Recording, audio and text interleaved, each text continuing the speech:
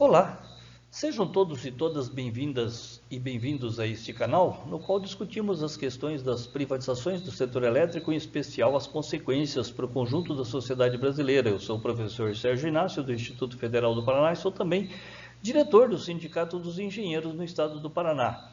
O nosso tema de hoje é complementar o tema de ontem. O tema de ontem foi a questão, principalmente a marca característica da privatização da Copel, como sendo caracterizada no improviso. Comentamos que o improviso, inclusive, se verificou no próprio balanço da empresa, e hoje vamos realçar outros casos. A privatização da Eletrobras também não foi muito diferente nesse aspecto do improviso. O governo do estado se inspirou na privatização da Eletrobras para anunciar a privatização da Copel. Um dos aspectos de improviso que foi verificado na Copel foi inclusive a contratação de consultores de notório saber, sem licitação.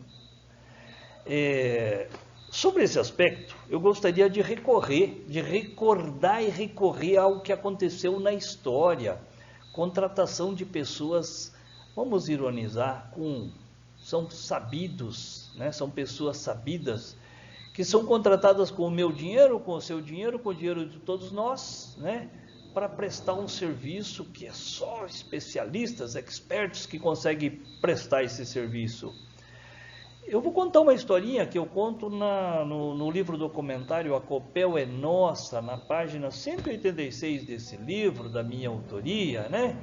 Eu conto o que aconteceu lá atrás, 22 anos passados pelo governo Jaime Lerner, quando estava no processo de privatização, e que houve a contratação de duas empresas que se consideravam idôneas, consultorias internacionais de notório saber, a Booz Allen Hamilton e a Dresdner Bank, que, entre outras coisas, iria definir qual era o preço de venda da Copel por ocasião do leilão de privatização, que iria acontecer exatamente no dia 31 de outubro de 2001.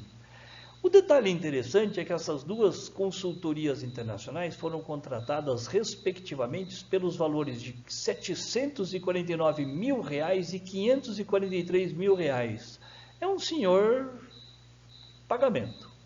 Naquela época, eu e um amigo meu, Aldino Beal, com todo o nosso amadorismo, mas com os pés no chão, com dados de engenharia, sabendo equipamentos e instalações da Copel, nós elaboramos um estudo e apresentamos, divulgamos amplamente pelo Sindicato dos Engenheiros, mostrando que na nossa avaliação o valor da Copel seria de pelo menos 7,5 vezes maior do que o valor estimado pela tal consultoria lá de notório saber, né?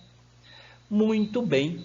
Sabe quem nos interpelou acerca do nosso estudo naquela ocasião? O Ministério Público. Questionou para o Sindicato dos Engenheiros para que apresentássemos os fundamentos da nossa afirmação. Isso foi feito através lá de um ofício, inclusive está aqui o número do ofício, 610/2001 de MP.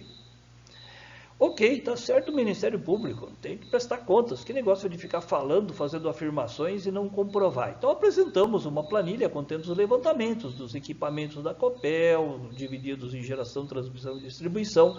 Colocamos lá também considerações acerca de valores não materiais, como concessões, marca e outros aspectos, né, sobre os quais existiam e existem estudos quantificativos ali que respaldavam as nossas estimativas, né? Enfim, comprovamos as nossas conclusões, as nossas afirmações e respondemos ao Ministério Público com os seguintes comentários que eu vou projetar aqui para vocês. Está aqui a nossa resposta. O Sindicato dos Engenheiros agradece a oportunidade de apresentar suas argumentações ao Ministério Público e estimula a que se faça o mesmo também, questionando a Copel para fornecer os dados para contraposição de informações.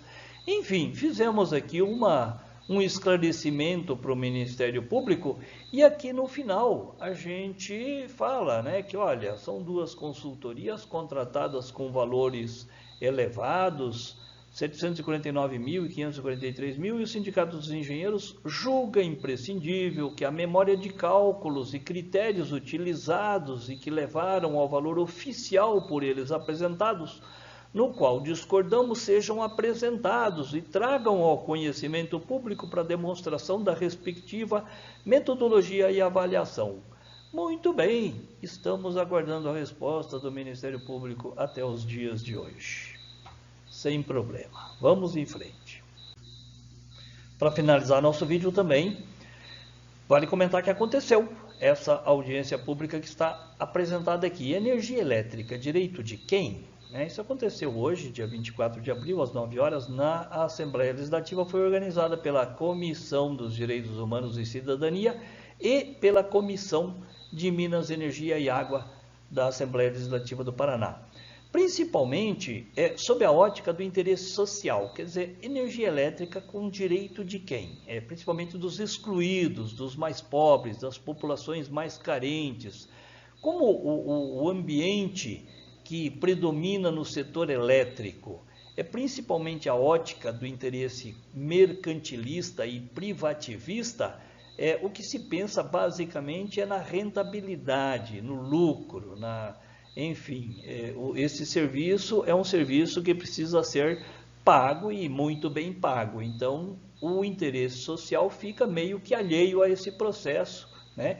E mesmo sendo um direito constitucional, na prática ele não se verifica. E essa audiência pública foi para refletir sobre isso.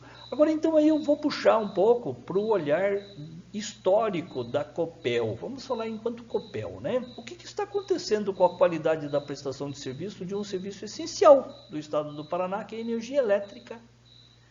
Está sendo precarizado.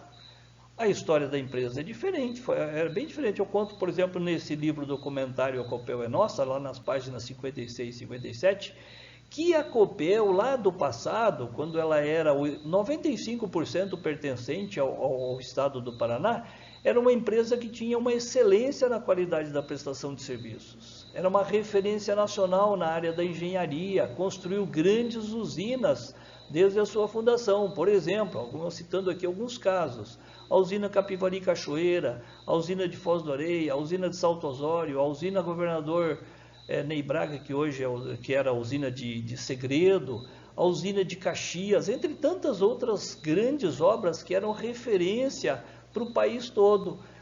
E hoje, o que acontece com essa empresa? É uma empresa que prioriza a rentabilidade e passa a ter dificuldades para fornecer e operar de forma adequada o sistema de energia elétrica, está atuando mais no setor da distribuição e menos no segmento da geração, e numa época que ela pode contar com um grande apoio, com vantagens e facilidades trazidas pelas novas tecnologias, por exemplo, pelas automações, pelas monitorações eletrônicas de forma remota, pela teleoperação, enfim, são várias tecnologias que estão aí disponíveis que resultaria numa melhoria na qualidade da prestação do serviço e que, no entanto, a Copel parece estar com serviços mais precários do que os do seu próprio passado, com todas as dificuldades daquela época, né? Então, finalizamos aqui este vídeo com essas reflexões. Grande abraço a todos e todas e seguimos na luta.